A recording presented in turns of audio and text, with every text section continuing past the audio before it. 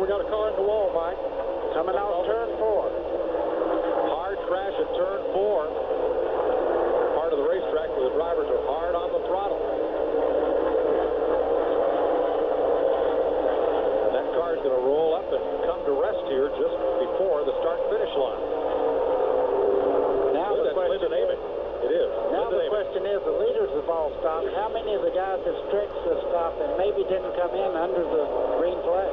Jeff Green, Dave Blaney, Jeff Burton, Jeff Purvis, Todd Bodine, Jason Keller, and Casey Atwood. Atwood was in. But those drivers show on the lead lap along with Ken Schrader, Kenny Irwin, and Mike McLaughlin. Corner. Caution is out. The 89 car of Jeff Fuller. Not the way to celebrate your 42nd birthday. It's down on the apron between turns 3 and 4. So quickly we go back under caution. Now he's going to pull it around the pit road. Bit of smoke from the right side. May have gotten into another car. Hard to tell. There were several cars that were bumping a little bit on the restart just as the green flag was dropping. B. Fuller right there. Yeah, he just pulls over right there. There was no problem there.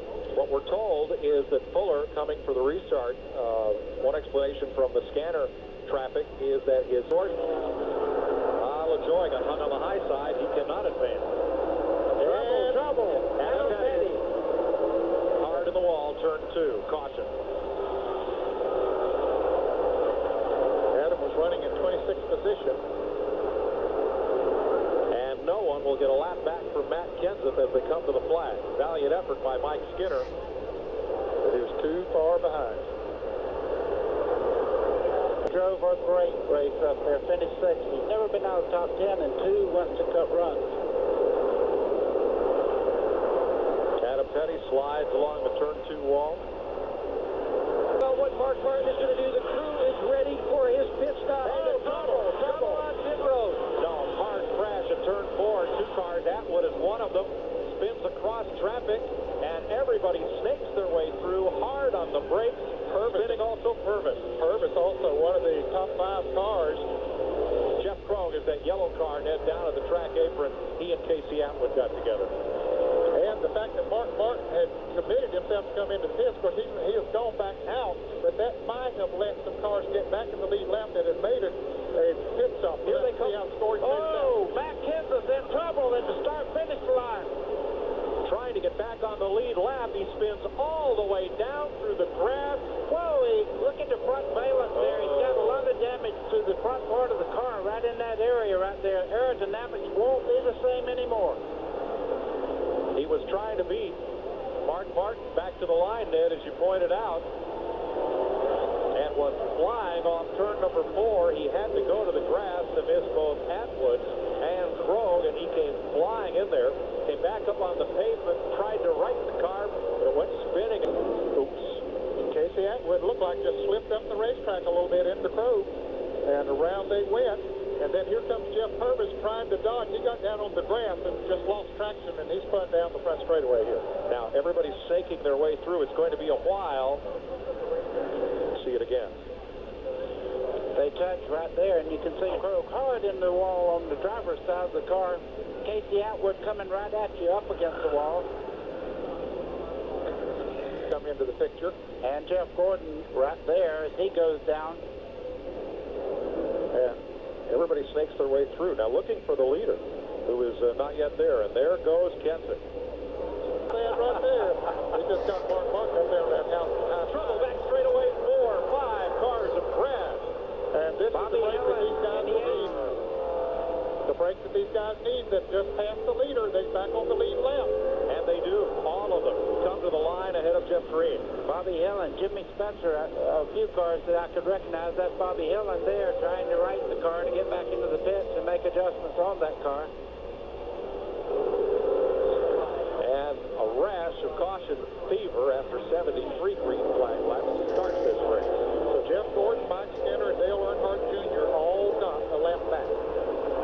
They're back on the lead lap now. That is one of the strangest days of racing I've ever been. Here's some of it. What happened? Very crowded on the backstretch. Somebody gets into somebody, I guess, coming off of turn 2. And There's Barry Bedine up on the outside. Well, Sawyer just snuck That's through Jimmy there. Spencer right there in the double zero. The lead left. You can see Jeff Green drop back about 5 car lengths now from the leaders up there as they run side by side, though. That's a break for him to get back up to speed on the outside. He's Trouble, there he goes. 3 cars slide, 1 in the wall. And that's Jeff Purvis right there. And this the is 4 Earnhardt car. Jr. And Jeff Gordon is involved. Oh, man. Caution is out. And, of course, Michael Waltrip and Kelton Sawyer do get back on the lead left. Oops. Earnhardt's got a lot of damage to the left rear there. Mike is almost dragging the ground. And Purvis's car is well torn up. And Jeff Gordon was also involved.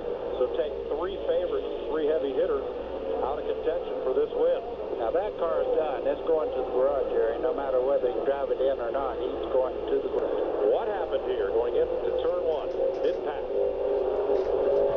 Earnhardt Jr. gets in the back of the 4 car and he starts to wiggle. Jeff Gordon tries to get by, gets touched just at the last moment, turning him around. And look at Gordon on the left of your screen do a nice job staying off the wall. Or maybe it's the laws of physics that did a nice job keeping him off the wall. From Dale Earnhardt Jr. Now, this rain is supposed to move out before tomorrow. They are set to try to dry the track here if NASCAR decides that that's the course of action they want to take. There is no track drying equipment on the Speedway right now, and you can see just how very, very wet it is. For those Winston Cup drivers, if they don't get a last practice and they get a green racetrack, I'll bet, Ned, they'll be over in the Busch garage talking to some of those drivers and finding out what they did to adapt to similar conditions today. Yeah, they could do it. Here, this guy, he's got a little too much wedge in that right front heel there. Now, did you ever meet a kid in a puddle that didn't get along? He's having fun. He wants to get his left foot equal to his right foot. Uh-oh, that didn't work. You know, you just brought up something, though. Ned and I were talking just a second ago. Jeffrey Bodine, and so many guys had to go out today, and they really hadn't had a chance to set their car up to handle for tomorrow. That's going to be a little bit of a problem for them, I think. All the practice that they've had since they've been here this week has been in qualifying mode. They had to get into the race and then expecting the happy hour, and if they don't get that this evening, it will be a hit or miss situation for them. Except for this morning's practice session, all of that was in bright sun and warm weather. So some of the Busch cars out of the race, like the 56, Jeff Crow getting loaded up for the trip to Nashville, where CBS Sports will have coverage of the Nashville 320 next Saturday afternoon for you. And many of these fans exiting the Speedway and try to come back tomorrow when the house will be packed. Yes, that is not red tulips right there. Those are taillights leaving Texas Speedway. Tomorrow on CBS Sports, the Texas 500 pre-race coverage begins at 1:30 Eastern Time. Kenny Irwin leads Bobby Labonte, Steve Park, and Terry Labonte to the checkered flag.